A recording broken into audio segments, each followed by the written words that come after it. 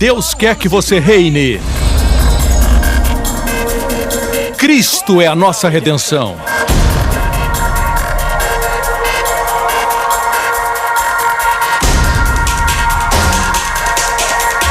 Deus é justo e faz o pecador justo.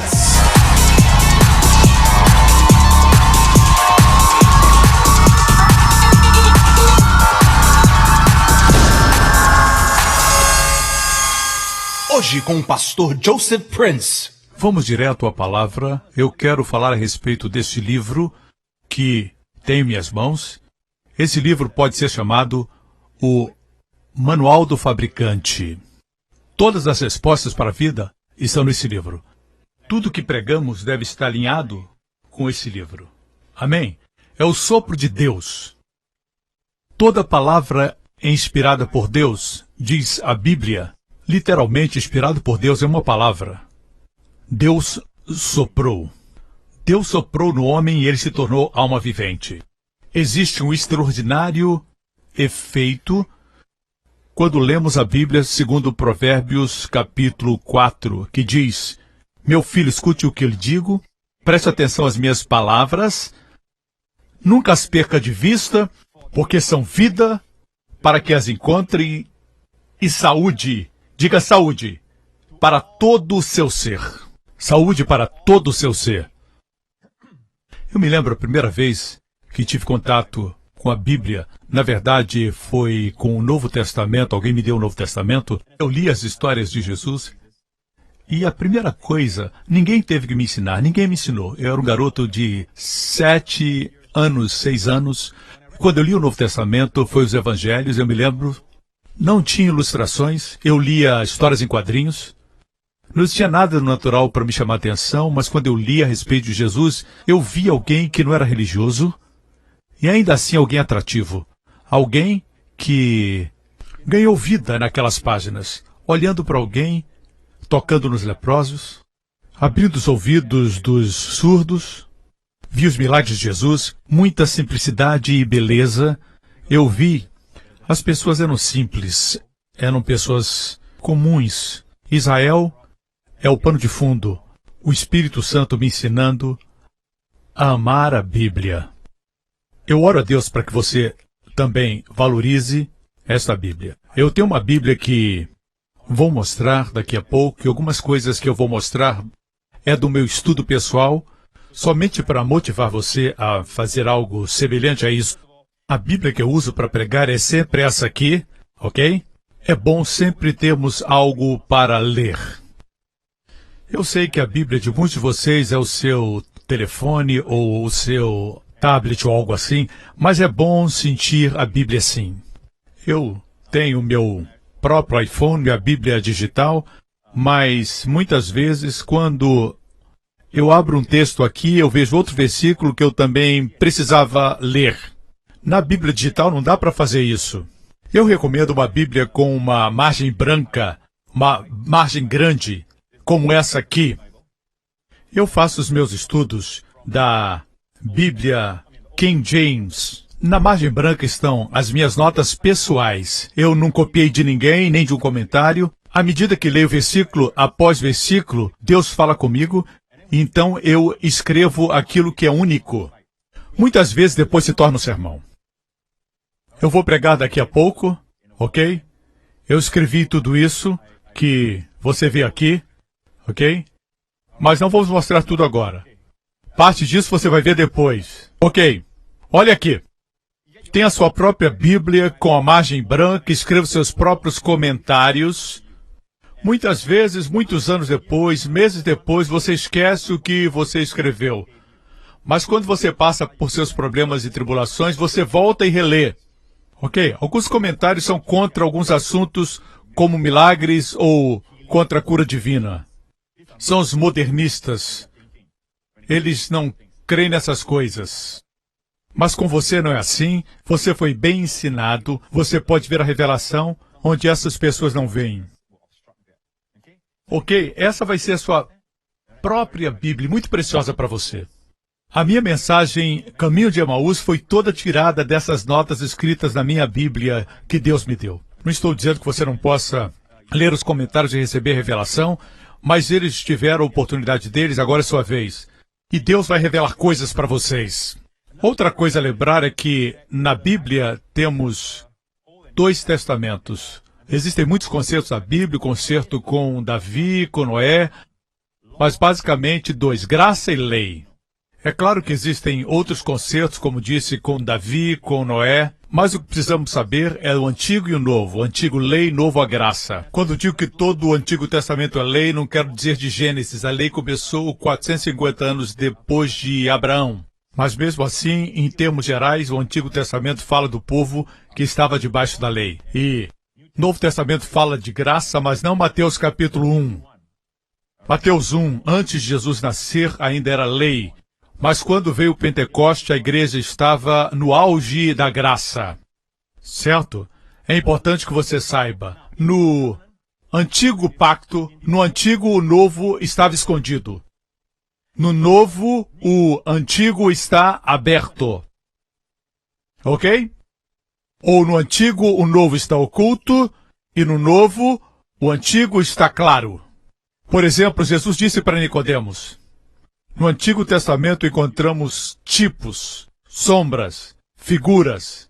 Amém? Quando crianças gostávamos de brincar, de encontrar o item que estava oculto, que estava escondido. Justin gosta de brincar disso, certo? Mas Deus conhece nossa natureza. A Bíblia diz que a glória de Deus é esconder a questão, mas é a glória dos reis buscar. Amém? Isso nos motiva. A Bíblia é assim. Você encontra a chave abre o código.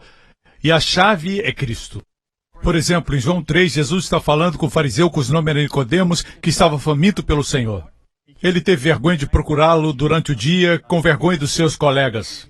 Assim ele veio à noite e disse, tu és mestre vindo de Deus, porque ninguém faz milagres como tu fazes. E Jesus disse, você precisa nascer de novo. Ele disse, como eu posso voltar ao ventre da minha mãe e nascer? Jesus disse, você é o mestre de Israel e não sabe isso?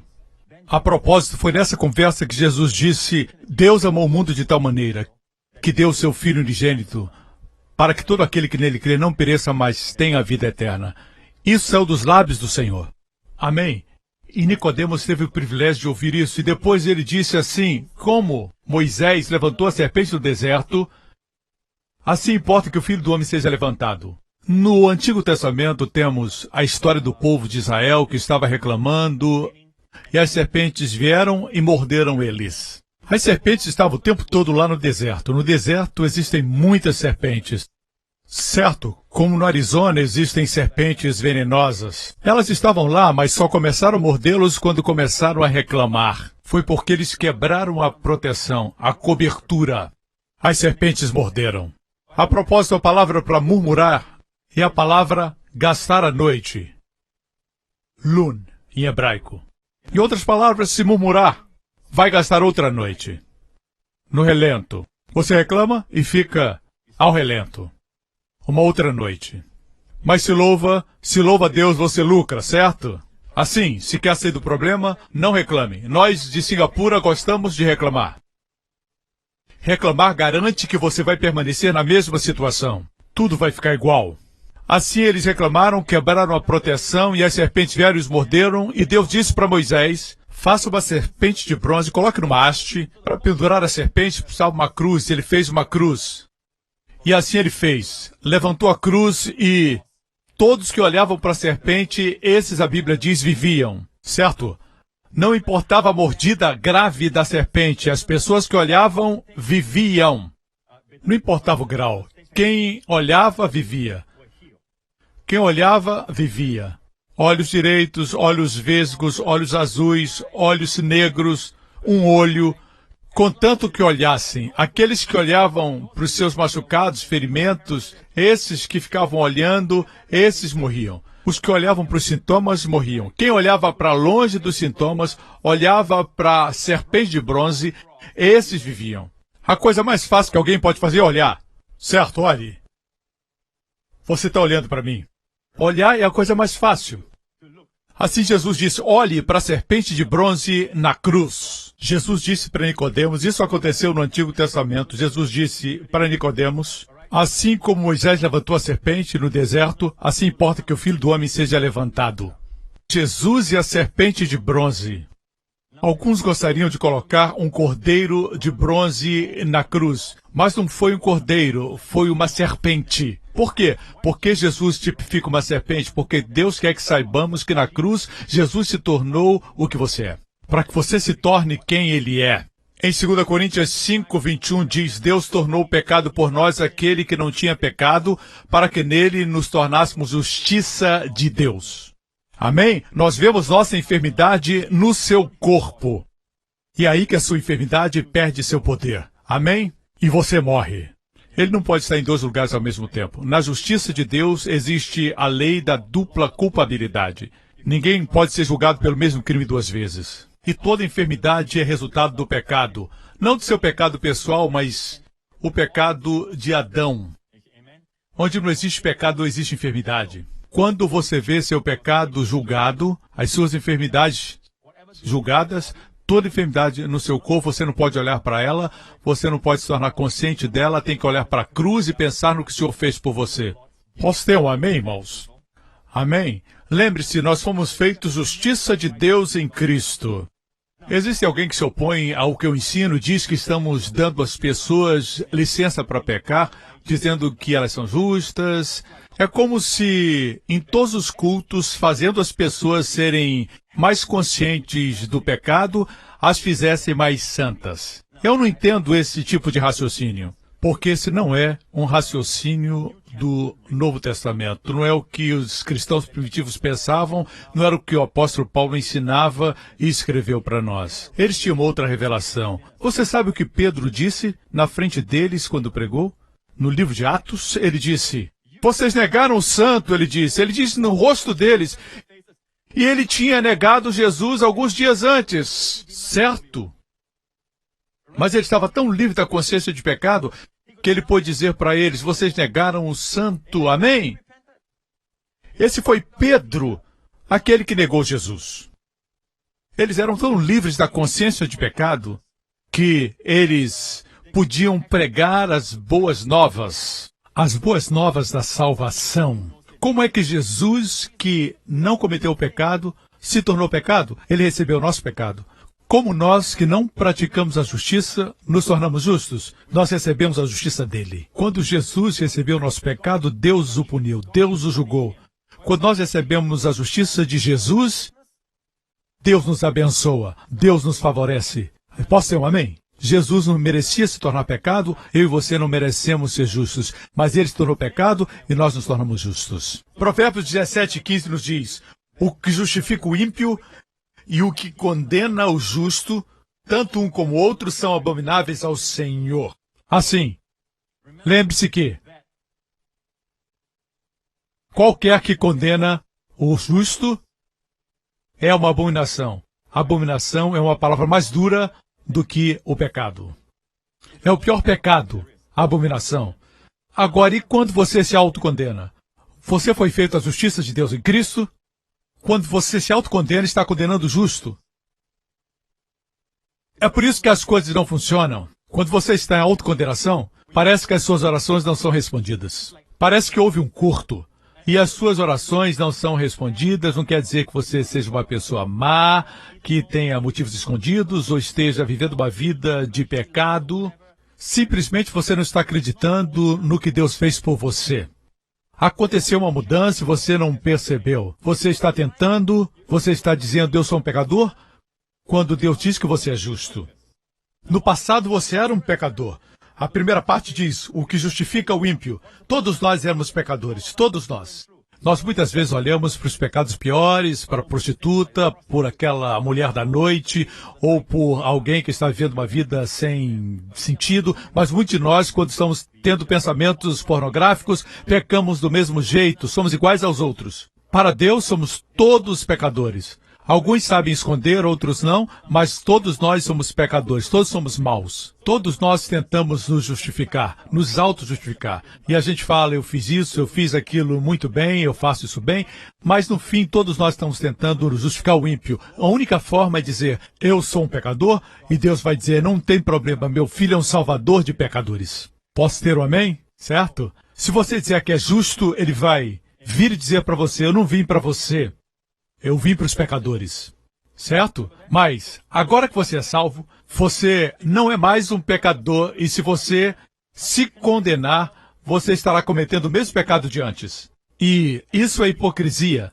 O diabo quer que você pense assim, se você disser como a Bíblia diz, que você é a justiça de Deus em Cristo, você estará sendo uma pessoa hipócrita, porque você sabe o que você fez ontem, você sabe dos seus sentimentos, das suas experiências, você não é justo.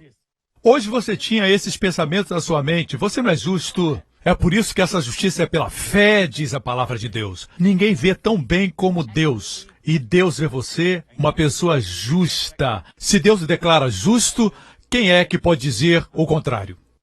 Posso ter um amém? Quando persistimos em nos autocondenar, as coisas não funcionam porque isso é uma abominação.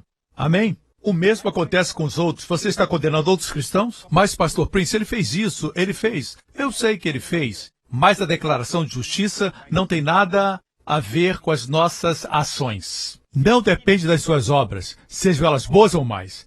Depende da obra de Cristo. Posso ter um amém? Quando você condena o seu irmão, a sua irmã, é abominação ao Senhor. Amém?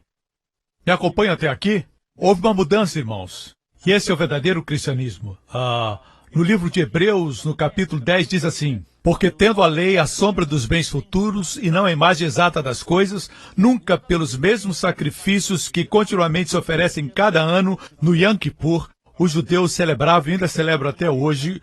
Hoje não celebram do mesmo jeito, porque não tem mais o templo, os animais do sacrifício, mas todos os anos, no tempo de Moisés, eles ofereciam ao Senhor um touro no dia do Yom Kippur, que é o dia da expiação. Todos os dias eles cobriam seus pecados todo ano até o dia em que vem Jesus e João Batista diz, eis o Cordeiro de Deus que tira o pecado do mundo. Tira o pecado do mundo.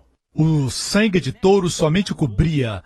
Era o sangue fraco que somente cobria, como um cartão Visa, que não é dinheiro de verdade, só serve para pagar por um momento, até que Jesus veio. Quando Jesus veio, veio o pagamento total. Posso ter um amém? Mas todos os anos, pelos mesmos sacrifícios que continuamente se oferecem cada ano, pode aperfeiçoar os que eles se chegam. Essa perfeição tem a ver com a consciência, não é comportamento, não é conduta e não são ações. O capítulo anterior fala a respeito da consciência perfeita. Deixe-me explicar. Digamos que eu pedi dinheiro emprestado. Pedi emprestado do pastor Gabriel, que acabou de fazer os anúncios. Eu devo, digamos, $10.000. Eu prometi pagar no mês de abril. O mês de abril chega e eu não pago. Eu então tento evitá-lo. Não porque eu odeie ou porque tenho algum outro problema com ele, mas porque eu tenho a consciência da dívida na minha mente. Quanto mais o vejo, mais eu tenho consciência da minha dívida. Essa é a história da humanidade. Os homens querem tirar Deus de suas mentes por isso, porque a consciência não mente, a consciência está lá. Mesmo que você tenha tentado tirar com a bebida, com as drogas, ela sempre está presente, não tem como fugir dela. Amém? Quando Adão comeu do fruto da árvore do conhecimento do bem e do mal, ali estava a consciência. Amém? Você não consegue fugir da consciência. Você pode tentar afogar, esconder, mas ainda está lá. Você não tem como fugir. Ela diz o que está certo e o que está errado. Amém? Assim sendo, o homem tenta se esconder de Deus e evitá-lo por causa da sua consciência. Mas se alguém viesse a mim e dissesse que a minha dívida foi paga, alguém pagou não $10.000, mas pagou para o pastor Gabriel $1 milhão por minha dívida. Agora o pastor Gabriel lucrou por causa de mim. A próxima vez que eu encontrá-lo, eu vou ter dívida na minha consciência? Claro que não. Eu vou dizer, ô querido, como você está? Tá tudo bem? Eu não vou ter mais medo dele. Da mesma forma, Jesus pagou mais pelo valor dele. É como se fosse o pagamento de uma dívida de 10 mil por 1 milhão. Amém? Por isso que a Bíblia diz que nós temos muito mais na nossa vida cristã, pelo que Cristo fez por nós. Amém? Glória a Deus! Mas tudo depende do mensageiro. Como ele traz a mensagem. Se ele faz de forma clara, de forma completa, que ele traz a mensagem. Isso é vital. Não é como alguém dizendo, alguém pagou a sua dívida, um dinheiro que o senhor devia para o irmão Gabriel, alguma coisa. Infelizmente, é assim que muitos pregadores apresentam o evangelho. Ah, você foi perdoado, mas não foi bem perdoado. Você está salvo, mas talvez você não seja salvo. É um tipo de mensagem que não é segura, não é clara, não é boas novas. Boas novas é dizer que seus pecados foram perdoados por causa daquele homem. Não é porque você é bom ou é mau, é bonito ou é feio. Não olhe para o lado, é só força de expressão. Dizem que é a Trindade Oriental, dizem que é a Trindade Oriental, o bom, o mau e o feio. De qualquer forma, irmãos, Deus quer que vocês saibam que não existe nada contra vocês. Podem vir para casa, Jesus pagou o preço. Posso ter um amém, irmãos? Agora que vocês são justos pelo que Jesus fez, e não por causa de vocês, certo? Quando você é pecador, nada que você faz pode fazer você bom. Porque quando você soma, o peso do seu mal é maior. Sua essência é má. Quando você nasce de novo, você é a justiça de Deus em Cristo. Você pode errar, mas isso não define você. Eu disse, não define você. Você continua sendo a justiça de Deus em Cristo. Amém? Amém! A borboleta era um lagarto que renasceu. Amém? Certo? É uma borboleta. Ela pode cair no meio dos gongolos, do lixo. Ela não volta a ser, ou se torna um lagarto, ou um gongolo de lixo, porque caiu lá. Continua sendo uma borboleta. Você entendeu? Uma barra de ouro é uma barra de ouro. Seu valor é de uma barra de ouro. Mesmo quando é jogada no lixo, ela continua tendo o seu valor de uma barra de ouro. Assim Deus vê você. Quando você peca, eu não estou encorajando você a pecar, claro. O que estou querendo dizer é que é independente das suas ações. Uma vez que você entende que é a justiça de Deus em Cristo e declara isso, você vê milagres na sua vida. Eu tenho muitos testemunhos disso. Estão registrados nos meus livros e também no nosso website, josephprince.com. Você pode ler, os testemunhos estão todos registrados. Eu recebi recentemente o testemunho de um homem que, viciado em drogas e outros muitos tipos de vícios. Ele lista alguns desses vícios e ele tentou se libertar e não conseguiu. Ele leu um dos meus livros e começou a declarar, eu sou a justiça de Deus em Cristo. Sua confissão estava alinhada com aquilo que ele cria e ele disse no princípio ficou pior, mas um dia o seu estoque de drogas acabou. Um dia ele disse, o que é isso? Ei, eu não tenho crise de abstinência. Deus tinha o libertado e ele nem sabia disso. Agora, ele diz que está compartilhando a mensagem com as pessoas que conhece. Alguns têm testemunhado que, apesar de estarem vendo pornografia, eles confessavam, eu sou a justiça de Deus em Cristo. E sabe o que está acontecendo? Muitos estão sendo libertos desse vício. Pastores e líderes têm tentado formas de libertar as pessoas desse vício, dessa escravidão, porque muitos homens estão presos nessa escravidão. É um vício. Não diga que pode deixar a hora que quiser. Muitos fumam e dizem, eu posso parar a hora que eu quiser, mas não podem. Mas a melhor forma, a única forma de se libertar é reconhecer que você não pode, mas Deus pode. Amém? Você tem que confessar a sua justiça de Deus em Cristo. O diabo quer que você pense que você é sujo, que você não consegue. O fato de você estar fazendo isso é porque você é sujo, você é ímpio. E quanto mais você confessa isso, mais você sofre e pratica a abominação de se autocondenar. Você nunca consegue sair desse jeito. E alguns me acusam de estar dando licença para as pessoas pecarem. As pessoas estão pecando e não precisam de licença. Eu nunca disse para ninguém aqui, esta licença para você pecar. Vá pecar. Nós precisamos de licença para fazer muitas coisas. Por exemplo, licença para comprar um carro. Precisamos de muitas licenças no nosso país. Mas uma coisa, não precisamos de licença. Para pecar. As pessoas estão pecando o tempo todo. Vou dizer uma coisa que se aproxima de uma licença para pecar. 1 Coríntios 15. A força do pecado é a lei. Uau! Você leva as pessoas para a lei? A força do pecado aparece. Tudo isso nos mostra que o Evangelho da Graça é maravilhoso. Amém? Aconteceu uma mudança, irmãos.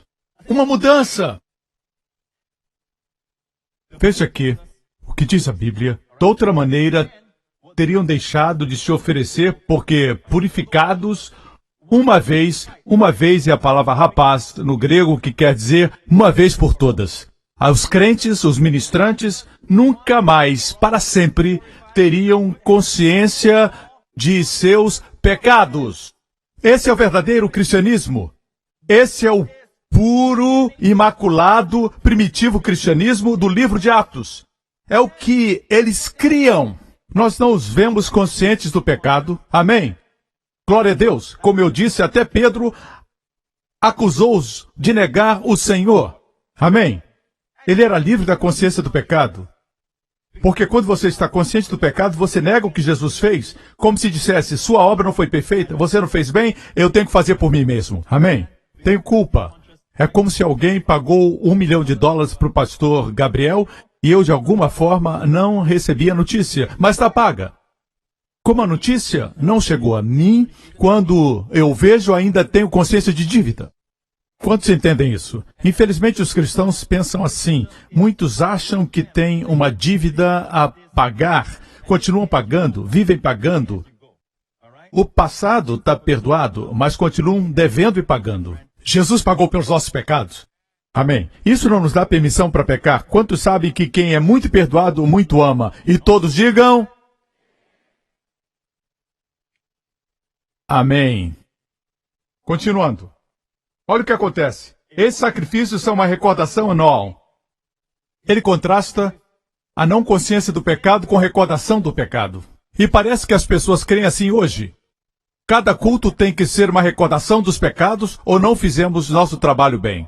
É o oposto do que o verdadeiro cristianismo é. Amém. Uma vez que Jesus morreu, não pode haver recordação dos pecados. Amém? Pois é impossível que o sangue de touros e bodes tire os pecados. Quando você é consciente do pecado e quando se recorda do pecado, você está dizendo que o sangue de Jesus não tira o pecado. Sabemos que o sangue de touros e bodes não tira o pecado.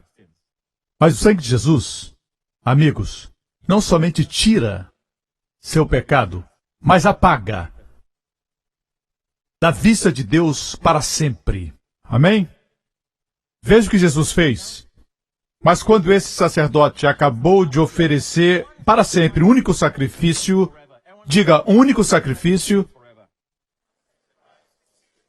mais forte, único sacrifício pelos pecados, assentou-se à direita de Deus. Se sentou porque concluiu a obra. No versículo 17, o Espírito Santo diz, dos seus pecados e iniquidades não me lembrarei mais, diz o Senhor. Onde essas coisas foram perdoadas, não há mais necessidade de sacrifício. Quando os seus pecados são perdoados ou remidos, não há mais necessidade de sacrifício. Ouvi pessoas dizendo, Deus, eu tive um passado escuro, Senhor. Eu fiz coisas ruins. Eu te desonrei. Eu quero entregar ao Senhor minha vida. Deus não quer isso. Você está tentando dar sua vida como expiação pelo pecado. Amém?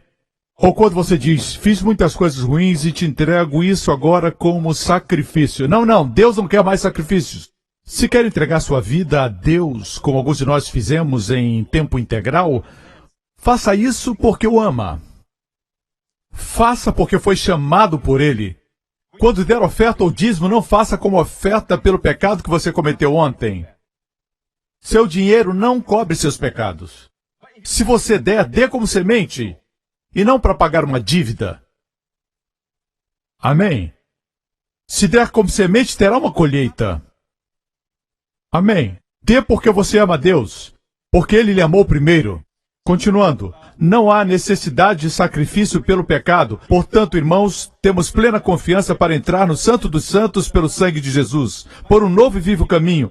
Houve uma mudança, porque no Antigo Testamento existia um caminho que era velho e morto. Morto, porque quanto mais se aproximavam de Deus com seus pecados, eles podiam até mesmo morrer. O sumo sacerdote entrava com muito temor e tremor, com uma grande quantidade de preparação antes de entrar. Ele tinha que se purificar, ele tinha que se lavar e tinha que ter certeza que não tinha pecado. Era um velho e morto caminho. Mas o que Jesus fez? Ele abriu um novo e vivo caminho. Eu disse um novo e vivo caminho. Quer dizer que você se aproxima e você vive. Quanto mais você se aproxima, mais você vive. Na verdade, quando você se afasta de Deus, é aí que a enfermidade chega, é aí que você se sente fraco, você se sente com as pessoas do mundo e não se sente especial. Quando se aproxima de Deus, você experimenta um novo e vivo caminho. A vida é extraordinária. Não somente isso. Vamos ver mais. Temos, pois, um grande sacerdote sobre a casa de Deus. Sendo assim, aproximemo-nos. Diga 3 vezes, aproximemo-nos. Mais alto. Aproximemo-nos de Deus. Como? Com o coração sincero e com plena convicção de fé. Tendo os corações aspergidos para nos purificar de uma consciência culpada. O que é consciência culpada? É estar sempre dizendo pecado, pecado, pecado, isso é pecado, isso é pecado, isso é pecado. O tempo todo você fica dizendo isso. Agora somos aspergidos pelo sangue de Jesus, que é o preço da minha consciência limpa. Tenho um novo e vivo caminho. Não sou perfeito, mas sou lavado pelo sangue de Jesus. Posso ter um amém? E somos lavados com água pura. Aproximemo-nos de Deus, diz a Bíblia. Antes não existia cristianismo com esse nome. Cristãos foram chamados assim em Antioquia. Certo? Cristo significa ungido. Cristão significa ungidos. Vocês são todos ungidos. Diga para o seu irmão, você está perto de ungido. Amém? Mas não somos Cristo. Eu disse não somos Cristo. Alguns tocam pequenos vídeos tentando provar que eu disse que nós somos Cristo, mas eu nunca disse isso. Eu digo que cristão significa ungidos, mas há um só Cristo, o Cristo, Jesus Cristo. Amém? Amém? Certo? Também os cristãos eram chamados no livro de Atos de O Caminho. O Caminho. Eles perseguiram os que eram do caminho. Eram também conhecidos como a grande confissão. Não confessar pecados, mas confessar Jesus, o Senhor. A grande confissão. Ok? E a Bíblia diz que, quando confessamos Jesus como Senhor, temos que confessá-lo como nossa justiça. Deixe-me explicar isso. Vamos examinar Isaías 45. Vai abençoar e ajudar você. Vamos ao versículo de número 23. Por mim mesmo tenho jurado, já saiu da minha boca a palavra de justiça e não tornará atrás, que diante de mim se dobrará todo o joelho e por mim jurará toda a língua.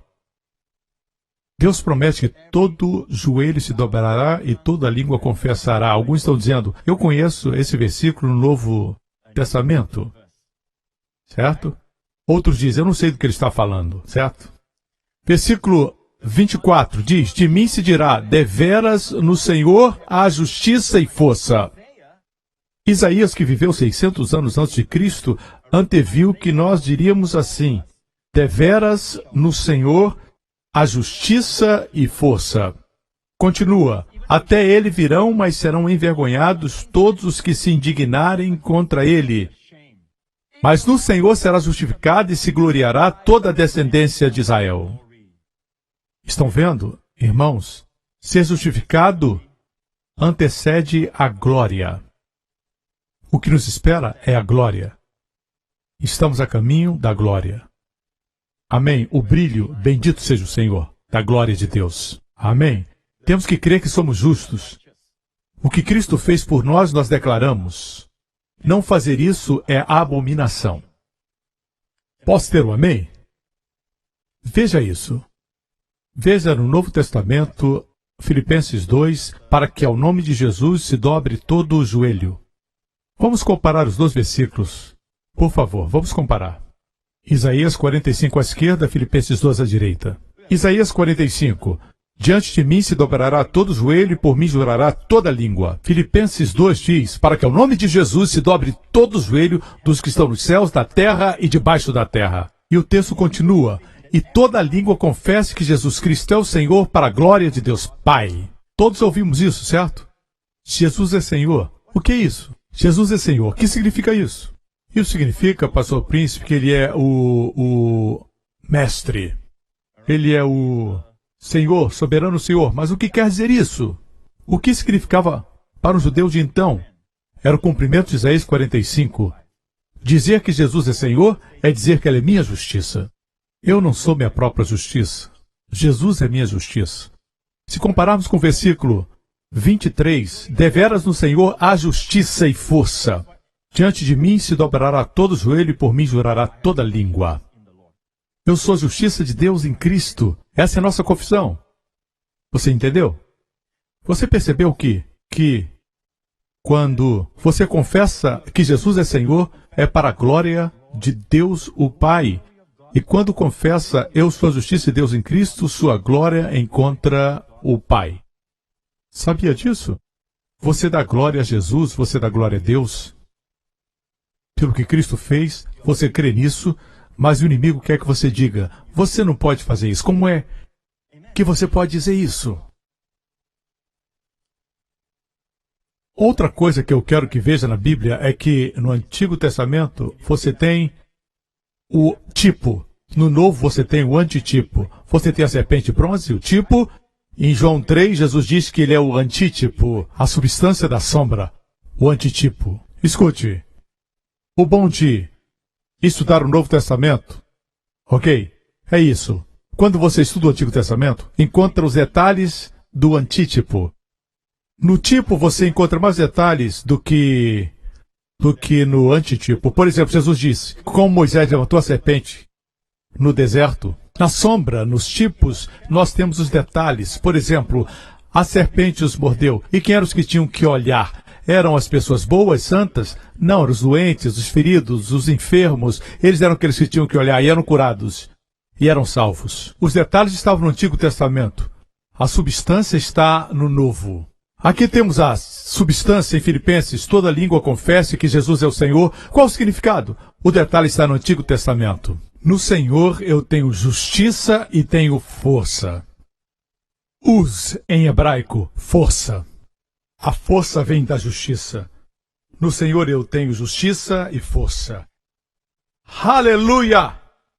Por exemplo, em Hebreus 6,18. Para que por meio de duas coisas imutáveis, das quais é impossível que Deus minta. Você vê, é impossível Deus mentir. Tem coisas que Ele não pode fazer. Deus não pode e Deus não vai mentir.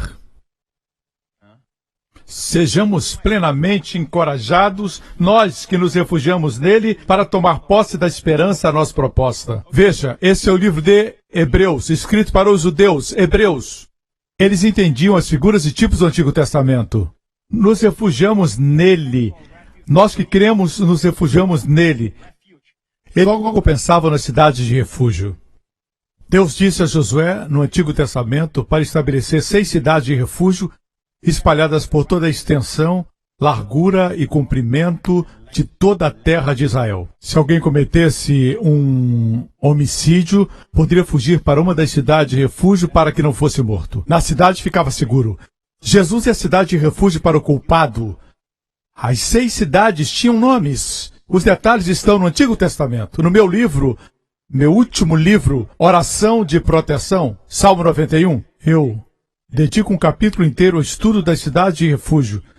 E os nomes são dados lá. Rapidamente, os nomes significam alguém que se abaixa e carrega todos os nós dos seus ombros fortes e nos levanta, seguros, distantes de tudo o que nos fere, persegue e destrói. Nos levanta. Posso ter um amém? É a figura de Jesus carregando suas ovelhas nos seus ombros. As ovelhas não precisam trabalhar, nem andar, somente descansar nos seus ombros fortes. Amém? Ele nos carrega. É uma linda figura. Aqui só temos a ideia de refúgio, como na cidade de refúgio, mas os detalhes disso estão no Antigo Testamento. Por isso temos que estudar o Antigo Testamento. Posso ter um amém? Glória a Deus. Obrigado, Jesus. Vocês estão aprendendo? Mas talvez você diga, não é suficiente dizer que Jesus é Senhor e confessar que somos a justiça de Deus em Cristo. Se não basta para você, eu vou dar um outro versículo. Romanos 10, 9 e 10. Se você confessar com a sua boca que Jesus é o Senhor, o que é confessar com a boca o Senhor Jesus? O que tem para confessar, a Bíblia não diz, não é? E crer em seu coração que Deus o ressuscitou dentre os mortos será salvo. Pois com o coração, aqui vem a revelação, com o coração se crê para a justiça. Você viu? Confessar Jesus como a nossa justiça, essa é a confissão que nos salva. Com a boca se faz confissão para a salvação, sotéria no grego. Salvação não é só ser salvo do inferno, é ser salvo de tudo o que Deus nos libertou. Até mesmo a pobreza, até mesmo maldição, vícios, escravidão. Salvação é plenitude, saúde, preservação, prosperidade. É uma palavra totalmente inclusiva. Assim confessamos que somos a justiça de Deus em Cristo, com nosso coração cremos que somos justos e com nossa boca fazemos confissão para a salvação. A salvação é tão fácil. Não tem que escalar uma montanha. Não tem que nadar um oceano profundo. Não tem que se autoflagelar. Não tem que passar fome. Não tem que se cortar. Está na sua boca e no seu coração. Confesse que Jesus é a sua justiça e você será salvo. Amém? Assim espero que tenha entendido que estamos no caminho certo porque houve uma mudança. Deus diz aproximemo-nos e as pessoas se afastam. Obviamente o conceito que tem de Deus está misturado. Deus perdoou? Mas nem tudo está perdoado. Você é salvo? Sim, mas se fizer algo errado ainda vai para o inferno. Certo? É como se dissesse para o meu filho, eu te amo para sempre, mas se fizer alguma coisa errada, eu não vou te amar mais. Não traz segurança. É por isso que somente segurança eterna e alegria podem coexistir. Onde não existe segurança, não existe alegria e nem paz. Assim, deixe para lá essa miserável doutrina de que você pode perder sua salvação. Não importa quem ensina isso. Não é digna do sangue de Jesus. É um ensinamento perigoso. Jesus disse, não pereça. Dizer que o sangue de Jesus salva hoje e você se perde amanhã é diminuir e denegrir o sangue de Jesus e trazer ao nível do sangue de touros e bodes.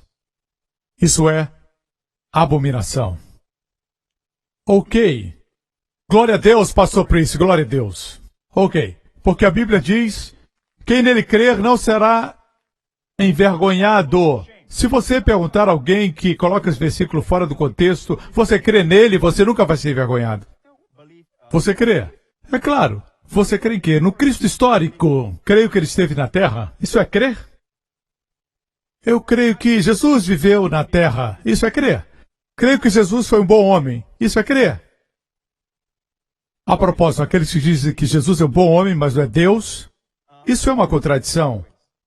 Jesus afirmou ser divindade. Ele disse ser o único caminho. Ele disse muitas coisas. Ou ele é quem ele diz que é, ou é o maior mentiroso da história. Não acredito que ele era mentiroso. Era um bom homem. Um bom homem não diz mentiras. Ou ele é quem ele disse ser, ou ele é um grande mentiroso.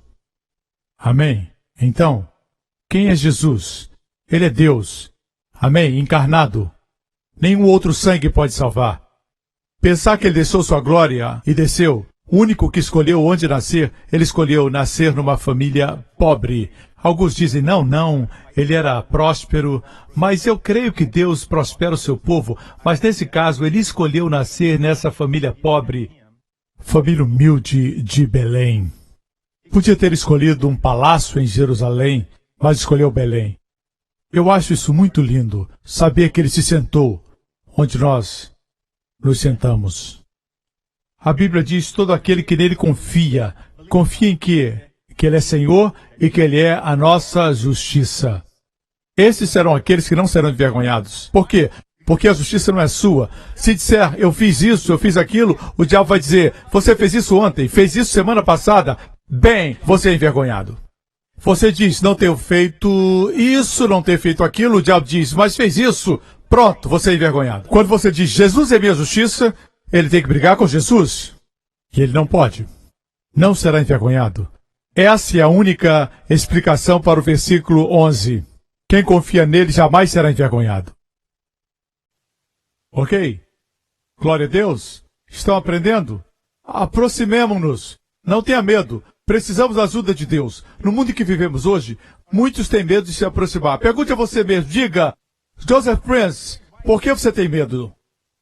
Você acredita lá no fundo que seus pecados, alguns não são perdoados? Qual o sistema de crenças que você se firma? Qual o sistema de crenças que impedem e atrapalham você para que não se aproxime de Deus? Esse lindo Deus, bondoso Deus, que tem todo o poder para ajudá-lo, por que você tem tanto medo de se aproximar dele? Quando falo aproximar, não me refiro a música especial, tapete vermelho e uma menorá acesa e o pastor Henry cantando uma música. Podemos falar com ele qualquer hora, em qualquer lugar. Isso é aproximar. O que isso tem a ver conosco? Bem, houve uma mudança e muitos discutem essa mudança, certo?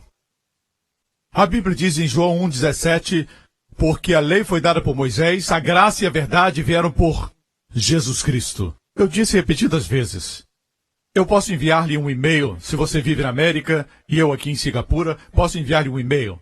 É uma longa distância, da América para Singapura. Ou seja, eu posso enviar de longe. Mas se eu for, estarei mais próximo. É mais pessoal. Note que a lei foi dada à distância. Graça e verdade vieram por Jesus Cristo. Note também que a graça está do lado da verdade aqui. A lei é verdadeira? É verdadeira, mas não é verdade. A lei é verdadeira. É factual, mas não é a verdade que liberta. A graça é a verdade que liberta. Você vê isso? No original é Hased ve'emet, e são sempre juntas, verdade e graça. Vieram por Jesus Cristo. Amém? Amém. Quando Jesus disse para os fariseus e religiosos, conhecerão a verdade e a verdade os libertará, eles eram profundos na lei. Conheciam o Antigo Testamento, os 10 mandamentos, as escrituras hebraicas. O que Jesus quis dizer quando disse conhecerão a verdade? Falava da graça. Ele veio trazer graça. Me acompanham? A lei foi dada por Moisés. Existe contraste, sim. O primeiro milagre público de Moisés, que representa a lei. Deixe-me dizer algo. Como homem, eu aprendo muito com Moisés. Quando ensino sobre liderança, tomo muitas lições de Moisés. Aprendo muito, porque Moisés era um homem extraordinário. A Bíblia diz que ele era fiel em sua casa, como pessoa, mas como tipo, pôde tirar o povo para fora, mas não pôde levá-los para dentro. Precisou Josué para entrar. Josué em hebraico, Yeshua, é o nome de Jesus. Só Jesus pode fazer o povo entrar. Só a graça pode fazer as pessoas entrarem na terra que emana leite e mel. Amém. Assim, como tipo, ele é a lei. A lei de Deus. A lei foi dada por Moisés. Mas graça e verdade vieram por Jesus. O primeiro milagre público de Moisés foi transformar água em sangue, resultando em morte. O primeiro milagre público de Jesus foi transformar água em vinho, resultando em vida e celebração. Posso ter um amém? Você sabe a primeira palavra de Deus para Moisés? A primeira vez que Deus falou com ele? Você sabe o que ele disse? Vamos citar isso.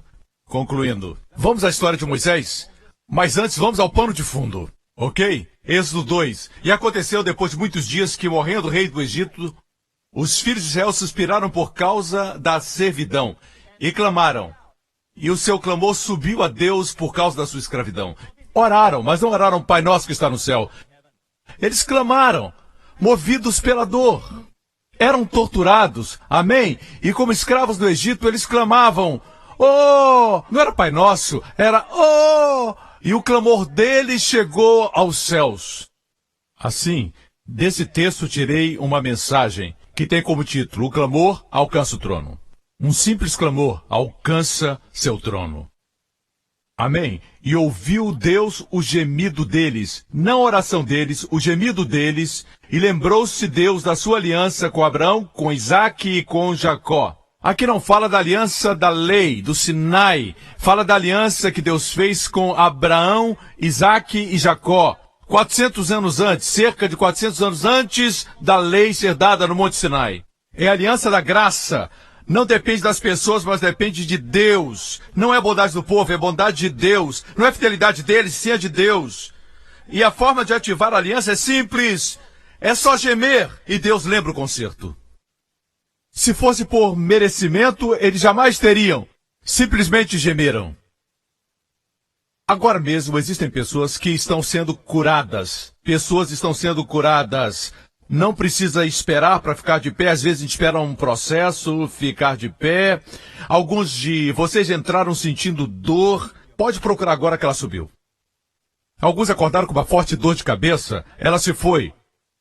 Alguns tinham febre e não tem mais. Veja, não precisa levantar. Cheque seu corpo e veja se você foi curado. Se não sente mais nada, balance as mãos assim em todo esse auditório. Faça assim e dê glória a Deus. Balance os braços. Continue. Olha isso. Veja. Continue balançando as mãos, glorificando a Deus. Aqueles que estão nas galerias também. Não tem mais sintomas. Não sente mais dor. Dê glória a Deus. Levante as mãos. Continue balançando seus braços. Vocês estão lá em cima na galeria, eu posso ver. Glória a Deus. Você viu? Nós não paramos por orar, mas Deus ouviu o seu gemido. Por isso digo, sempre que vem e a palavra de Deus é pregada, o Espírito confirma aí no banco. Deus confirma aí na sua casa. Quando está exercitando e ouvindo a pregação, é curado. Pare de esperar pela cura. Espere que se manifeste a qualquer momento. Amém? Amém, irmãos? Às vezes peço que fique de pé e receba a palavra da revelação pelo Espírito, mas às vezes temos que entrar no fluir da palavra. Certo? Veja mais uma vez as pessoas que foram curadas. Todos aqueles que foram curados, que não sentem mais os sintomas nem a dor que tinham antes de chegar aqui, façam assim com o braço. Mais uma vez, bem forte. Câmeras, vejam essas pessoas, olhem para o redor e vejam as pessoas que foram curadas. Dê a Jesus a glória e o louvor. Amém? Glória a Deus. Aleluia. Amém. Eu demonstrei que Moisés representa a lei. Ok? Concluindo. Representa a lei. Mas existe algo que eu vou mostrar. Mostre a minha Bíblia. Essa é a revelação que vou compartilhar agora com você. Tudo que estou pregando eu recebi do Senhor e vou compartilhar com você, mas antes disso, vamos ao texto. E ouviu Deus o seu gemido e lembrou-se Deus da sua aliança com Abraão, com Isaque.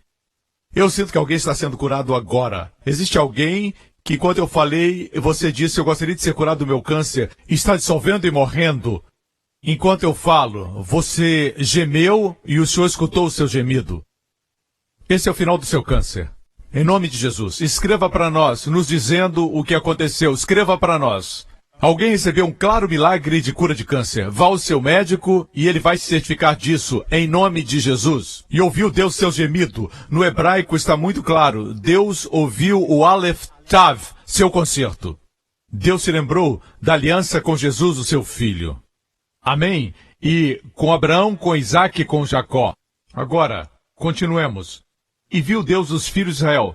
Aqui mais uma vez, Aleph Tav aparece. No hebraico, Deus olhou Aleph Tav, a assinatura de Jesus, e atentou para eles. Eu gosto de outra versão que diz, e Deus os conheceu, apesar de eles serem escravos, não terem uma oração apropriada, somente gemeram, Deus reconheceu e atentou para eles. A única forma de ativar um concerto incondicional é abrindo seus lábios, mesmo que seja para gemer. Alguns são tão fortes. Machomichi! Eu vou ficar aqui para sempre! É isso que eles dizem. Dizem que as mulheres vivem mais, porque elas falam mais. Elas falam, derramam palavras, nós ficamos tendo que aguentar, e elas falam, e elas falam, e elas falam, estão sempre falando, e nós, homens...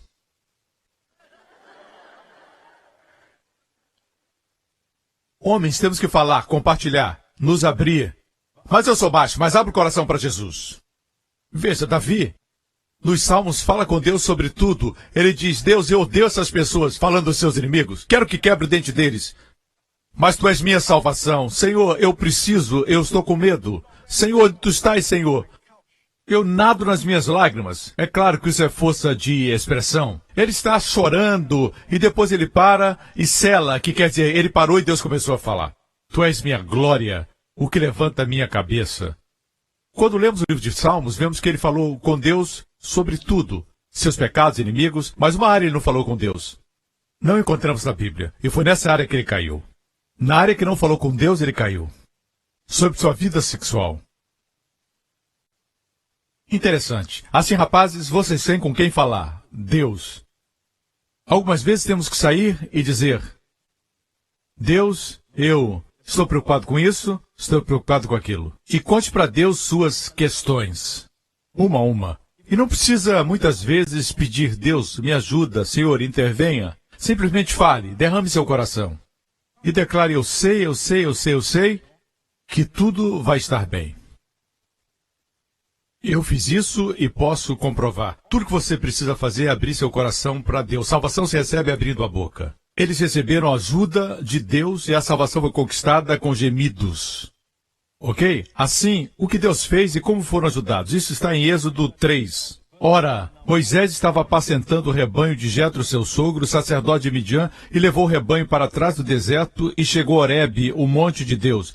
Assim que Deus ouviu o clamor deles, Deus atentou e pensou em Moisés. Em outras palavras, quando Deus quer libertar você, quando Deus quer ajudar você, Ele manda uma pessoa. Sabia? No passado, Deus viu seu coração solitário e mandou uma esposa. Hoje, alguns estão dizendo: manda outra. Desculpa.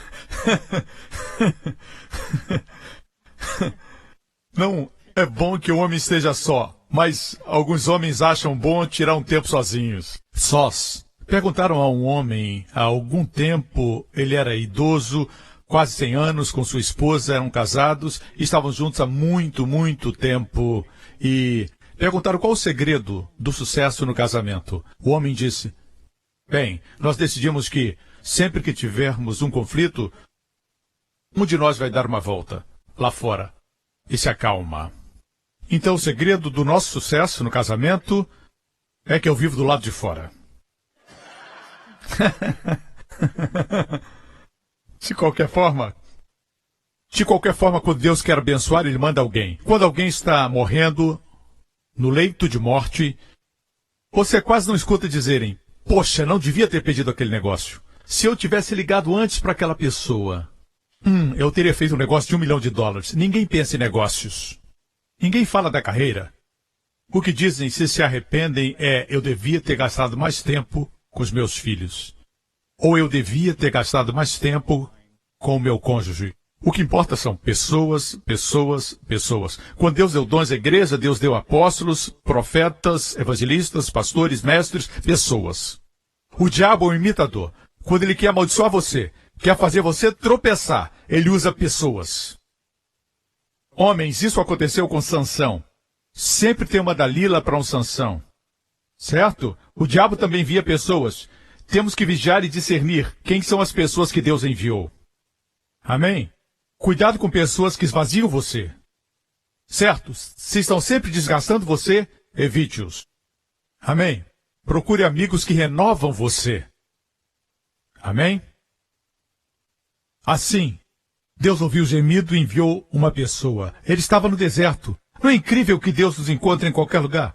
Quando o profeta Samuel veio ungir um rei entre os filhos de Jessé, certo? Davi estava no campo. Os outros estavam em casa. Ninguém foi chamá-lo. Mas o profeta disse: não. Esse não é o escolhido. É outro. Oh, disse o pai. Tem um outro que está lá no campo. Imagine se fosse você.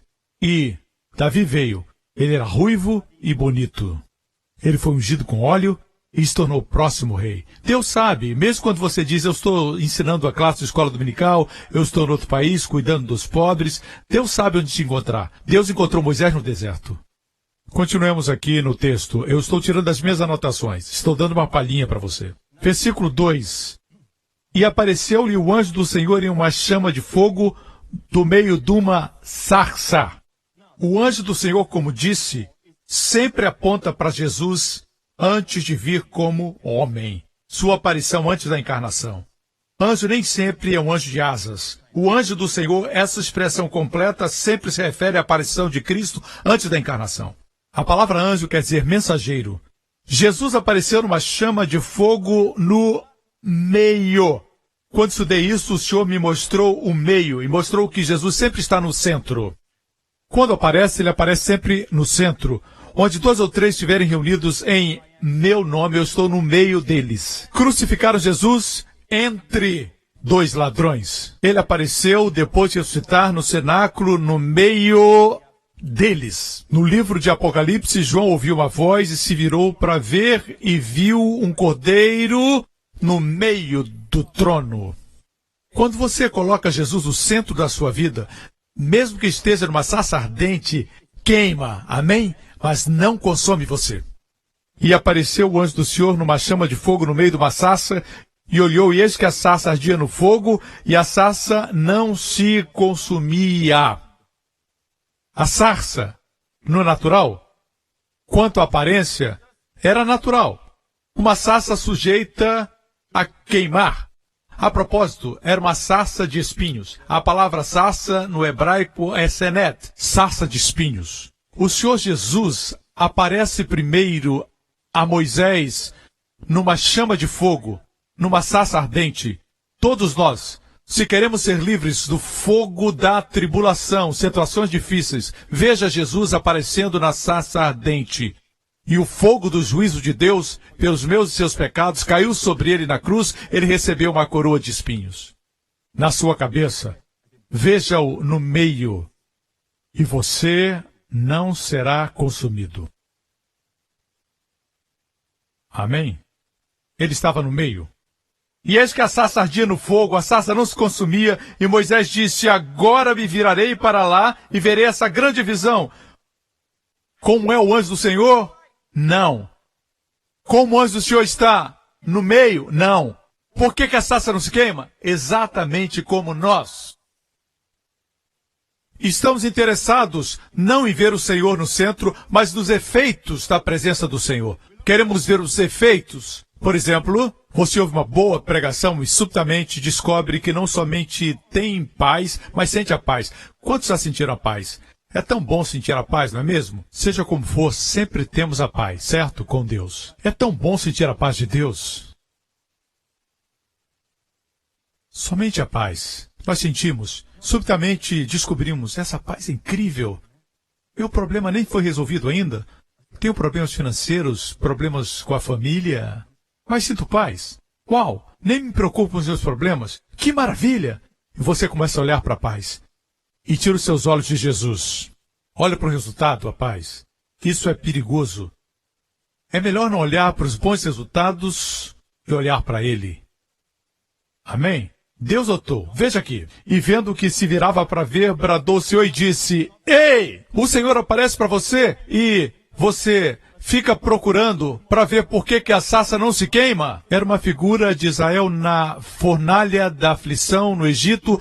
E eles não foram queimados porque Deus estava no meio deles. Ainda hoje Israel, como nação minoritária, não é exterminado porque Deus está no meio deles.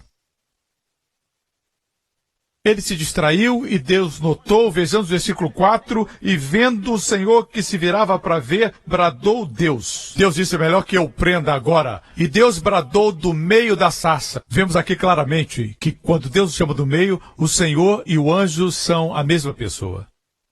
É Jesus. E o Senhor bradou do meio da sarça e disse, Moisés, Moisés. E ele disse, eis-me aqui. Quando o Senhor vê que estamos distraídos, ele nos chama. Quando meu filho Justin está correndo à minha frente e existe um perigo e ele não vê, a única forma de eu chamar a atenção é eu gritar para ele, Justin, Justin! E logo ele para. Certo? Deus às vezes nos chama pelo nome. Samuel, Samuel. Marta, Marta. Ela estava se distraindo.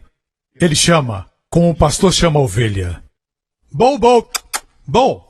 Bo olhou para cá. Se seu nome é Bo, receba, o Senhor ama você. Ele conhece suas ovelhas pelo nome. Existe alguém ali chamado Bo. Deus ama você, Bo. Certo?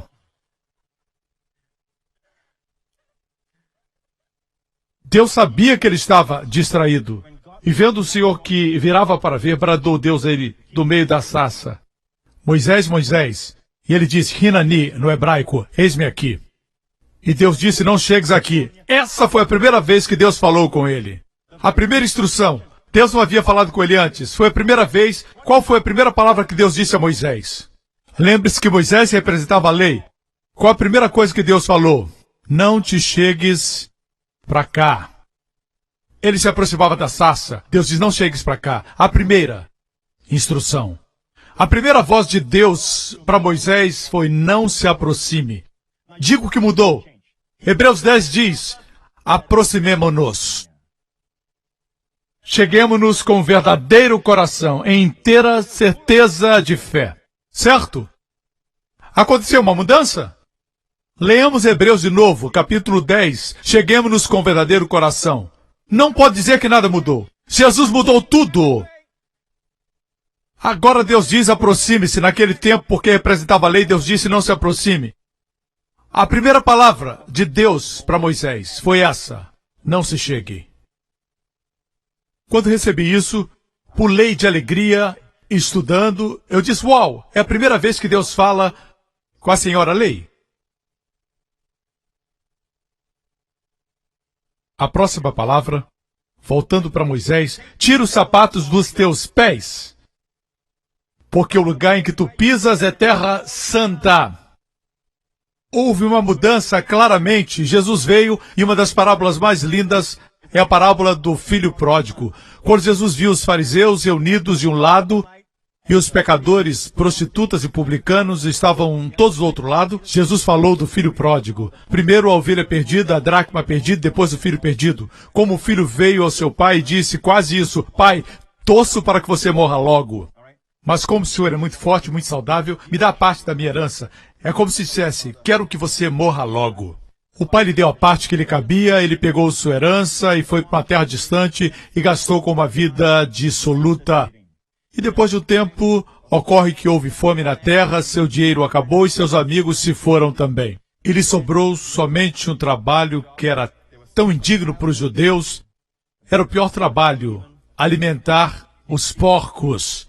Para os judeus era o pior trabalho: alimentar porcos. E ele pensou consigo: tudo que eu tenho está na casa do meu pai. Tem algo aqui para aprendermos. Olhe para mim, olha aqui. Você pensa que o mundo tem aquilo que você quer? Não tem. Você pode perguntar a qualquer pessoa que se envolveu com o mundo. Quando está lá, descobre que tudo que precisa está na casa do pai. Tudo que precisa está aqui. O mundo busca o que você tem. Eles estão tentando, gastando anos, gastando dias, gastando noites, tentando encontrar o que você já tem. Não queira as coisas do mundo. E crentes não sejam como o mundo para ganhar o mundo. Dalila representava o mundo, ela era um tipo do mundo. E o segredo de Deus não pode ser compartilhado com o mundo. Amém? Ele contou seu segredo. Ele tentou acomodar Dalila na sua vida. Ele acabou amarrado, foi preso, ficou cego e trabalho forçado. Essa é a história de Sansão. Muito triste. Sempre que você abraça o mundo vai ferir você e vai jogar você fora como lenço usado. Quando falo do mundo, não me refiro a, por exemplo, moda. Na igreja se diz: o mundo é moda, as mulheres usam maquiagem, não deviam usar porque é mundano. Tudo é mundano. A não ser que você usasse uma placa dizendo: isso não é mundano. Não é sua roupa. Sua roupa não determina se você é santo. Agora, mundano, o que é mundano? O que é do mundo? O mundo é, na definição bíblica, porque tudo que há no mundo, a concupiscência da carne, a concupiscência dos olhos e a soberba da vida. Essas coisas não provêm do Pai, mas são do mundo. Tá vendo? Quando você se veste, o seu vestir, certo, é para a concupiscência dos olhos. Quando você se veste para despertar os olhos ou para despertar a carne, certo? Então, você faz mal a si mesmo. A Bíblia diz assim, que seu atrativo não diz que você não pode vestir-se na moda, mas que o seu principal atrativo deve ser um espírito manso. E que a vista de Deus tem grande valor. Assim, serão chamadas filhas de Sara. E Sara teve sua juventude renovada na velhice. Amém. Deus diz para as mulheres que este seja o atrativo de vocês. Porque se sua roupa, maquiagem e cabelo são sua única atração, você é pobre. Isso diz a Bíblia. Ok? Assim, vista-se bem, mas não deixe que ofusque sua verdadeira atração. Vocês conhecem pessoas assim? Tem muitos aqui na igreja. Tem um brilho nos olhos, uma beleza que vai além dos cosméticos. Amém? Mas o que é mundano, então? É a concupiscência dos olhos, a concupiscência da carne e a soberba da vida. Quando você se compromete com o mundo, você acaba sempre perdendo.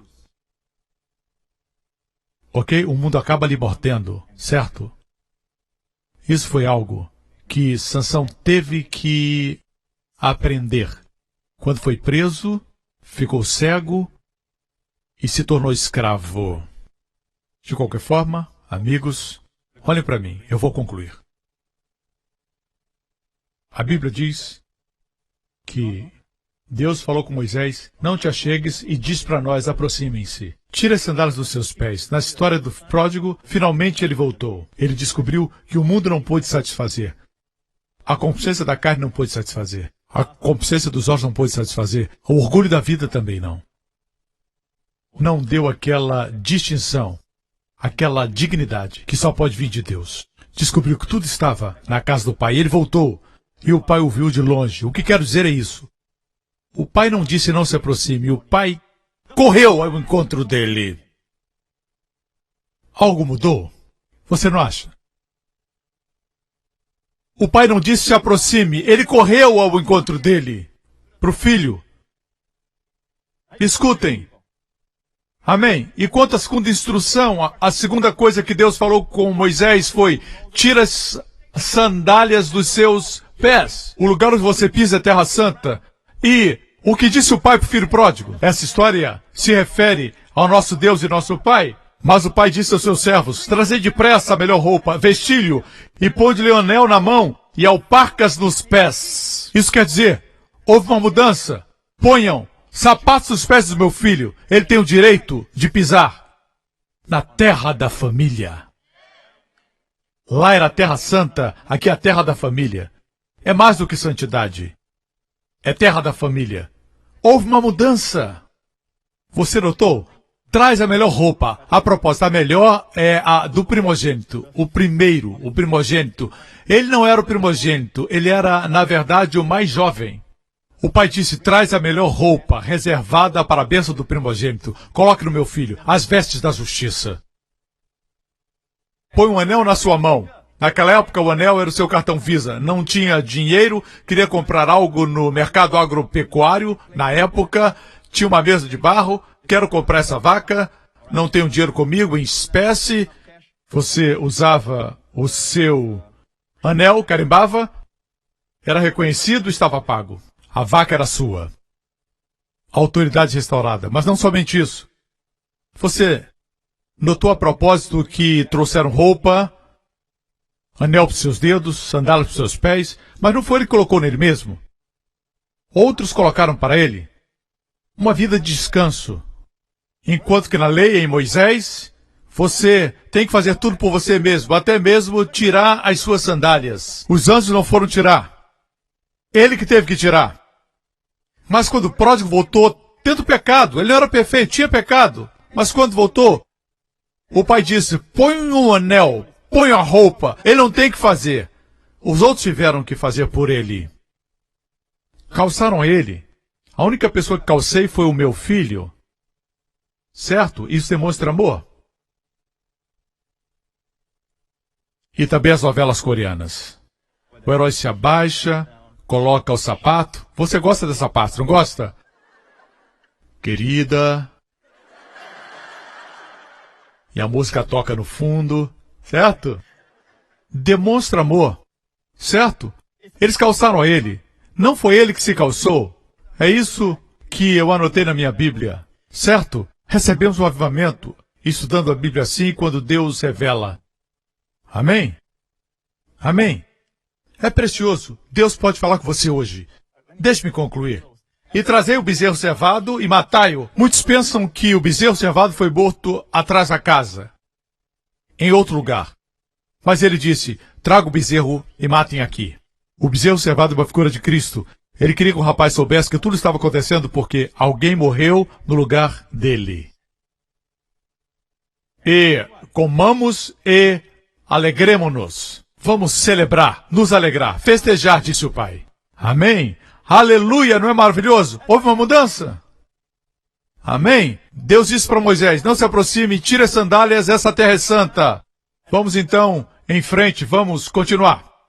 Disse mais, eu sou o Deus do teu pai, Deus de Abraão, Deus de Isaque, o Deus de Jacó, o Deus dos seus antepassados. E Moisés encobriu seu rosto, porque temeu olhar para Deus. E Deus disse, eu amo isso, tenho visto atentamente a aflição do meu povo, e tenho ouvido o seu clamor por causa dos seus exatores, porque conheci as suas obras. Sabe o que Deus diz para você? Conheço suas dores. Conheço suas dores. Pensa que eu estou longe? Ele conhece suas dores. Vamos continuar. Portanto, eu desci para livrá-lo da mão dos egípcios e fazê-lo subir daquela terra. Eu sublinhei isso na minha Bíblia.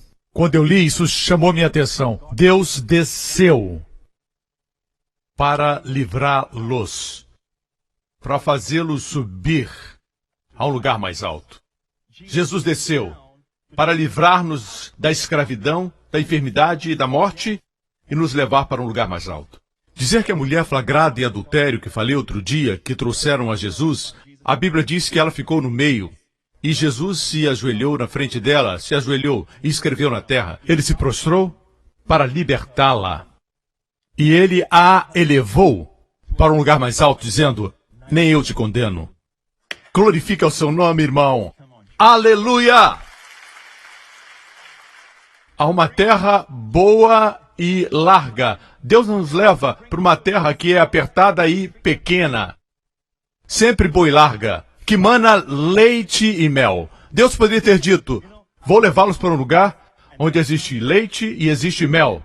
Mana, leite e mel traz a ideia de abundância. Certo? Ele disse para uma terra boa e larga. E Deus continua falando. Vejamos o versículo número 10. Vem agora e te enviarei a Faraó. Então Moisés disse a Deus, quem sou eu que vá a Faraó e tire o povo de Israel do Egito? Quando você é consciente da santidade de Deus, e ele sabia que estava em Terra Santa, a lei sempre faz você autoconsciente, autoocupado. Não farás, não farás, sempre aponta para você. Na graça, Deus diz, eu farei, eu farei. Somos conscientes de Deus. Veja bem, antes de Deus fazer algo, a questão não é quem eu sou, é quem é Deus. Não é minha fraqueza, é a sua força. Não é minha pobreza, são suas inesgotáveis riquezas. Amém? Não são minhas limitações, mas sim o Deus ilimitado. Pergunta errada, quem sou eu? Deus responde, não tem nada a ver com você. Versículo 12, certamente serei contigo. Amém? E te será por sinal que eu te enviei, servireis nesse monte. E Moisés disse, o que eu vou dizer? Quando eles perguntarem, quem te enviou? Qual o seu nome? Que direi? E disse Deus, eu sou o que sou. Quando perguntarem, dirás, eu sou, me enviou a vocês. Sabe o que eu sou? Eu sou é um cheque em branco. Diga-lhes, eu sou. Não tem a ver com a pobreza deles. Fala da minha riqueza. Preencha o cheque. Eu sou o que precisar. Você está doente? Eu sou o que cura. Certo? Sua dívida está aumentando cada vez mais. Escreva, eu sou seu provedor. Amém? Está sendo atacado por pensamentos depressivos e não consegue dormir à noite? Então escreva, eu sou sua paz. Seu libertador. Você tem medo de viajar de avião? Tem medo? Diga assim, eu sou o seu guardador, seu protetor. Preencha a lacuna. E Jesus veio. Encontramos Jesus no Evangelho de João dizendo, antes de Abraão, eu sou o bom pastor, eu sou o caminho, a verdade e a vida. Eu sou a ressurreição e a vida. Eu sou o pão vivo. Ele é o cumprimento. Deus nunca foi o Deus do passado. Ele nunca disse, eu fui. Pare de viver para o futuro. Sim, Jesus vai voltar. Sim, haverá um novo reino. Mas ele diz, eu sou, tempo presente, agora mesmo. Ele é a sua vida longa se você tem medo da morte. Eu sou a renovação da sua força e da sua juventude. Eu sou seu pai. Amém? Você o ama? Cabeças baixas e olhos fechados nesse auditório. Obrigado, Senhor. Este é o meu nome, ele disse. Eu sou quem eu sou. Fale com o Senhor agora por um momento. Amém? Estamos em um santo, lindo e familiar momento com o nosso Pai Celestial. Conte para Ele suas preocupações. O que se passa no seu coração? O que pesa você? Finanças? Sua filha? Um filho? O futuro? Uma dor? O que é? Sintomas do seu corpo? Diga para o Senhor: Senhor, estou preocupado com isso. Não precisa orar complicado. Conte sua preocupação. Seus cuidados.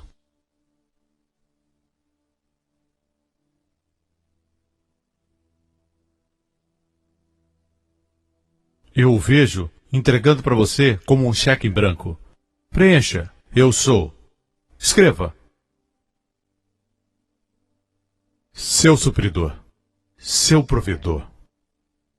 Sua vida, saúde e longos dias.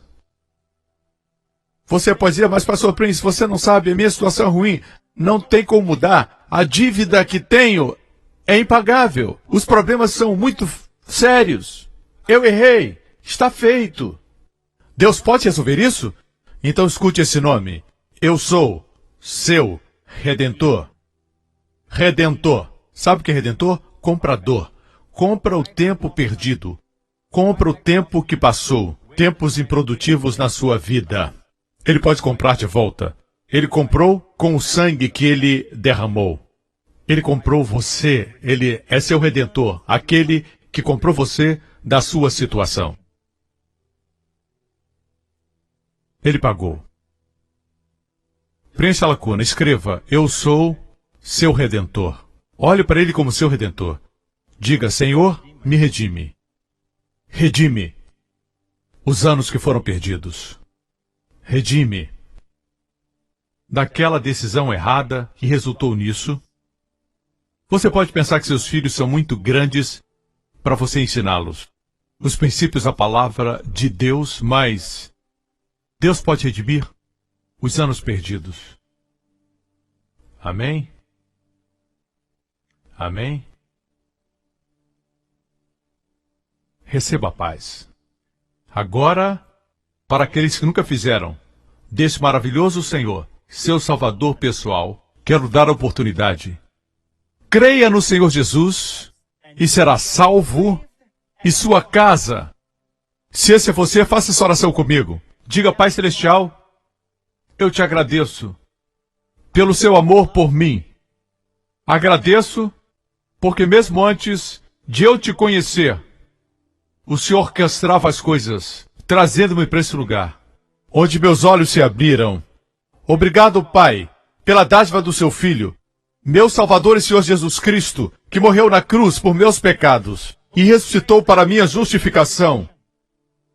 Acredito agora que todos os meus pecados foram perdoados completamente na minha vida. Não existem pecados que eu não tenha sido perdoado, Senhor. Ó Pai, muito obrigado por me amar. O Senhor é meu Pai. Meus olhos não estão em mim, estão em Ti. Jesus Cristo é meu Senhor. Obrigado por me amar e me favorecer todos os dias da minha vida. Em nome de Jesus. E todos digam amém. Fique de pé. Glória a Deus. Aleluia. Amém, amém, amém. Feliz por ter vindo? Glória a Deus, aleluia. Gostaria de abençoá-lo. Obrigado, Senhor. O Deus eu sou está diante de você como seu guardador, como seu protetor durante esta próxima semana. Que o Senhor abençoe e guarde você. Que o Senhor abençoe os seus e abençoe a sua família. Completamente, totalmente livres do poder do maligno durante essa semana. Que o Senhor guarde você e os seus de todo o perigo, do Zika, do dengue e de toda sorte de doenças e enfermidades. Que o Senhor livre você do terrorismo e de gente má e de todo o poder das trevas. pelo sangue do seu filho. Que Deus lhe favoreça. Onde você vá, que chegue o favor, porque o favor de Deus está com você. Certamente estarei com você, disse o Senhor. Foi assim com José e ele prosperou em tudo. Tudo que você tocar prosperará. O Senhor põe você no lugar certo na hora certa. Que Ele conceda a você e a sua família a maravilhosa shalom, plenitude, bem-estar e sua paz. Em nome de Jesus, e todos digam amém. Deus abençoe você. Obrigado por ter vindo. Obrigado por sintonizar no programa de hoje. Esperamos que tenha sido uma bênção para a sua vida. Para mais informações sobre o programa da Igreja New Creation, acesse o site ncctv.org.sg. Lá você poderá se inscrever para receber um devocional diário do pastor Joseph Prince. Seja incentivado e fortalecido todos os dias e saiba o quanto Deus lhe ama através desses devocionais. Acreditamos que seu dízimo pertence à igreja que você frequenta e oramos para que você seja grandemente abençoado, altamente favorecido e profundamente amado.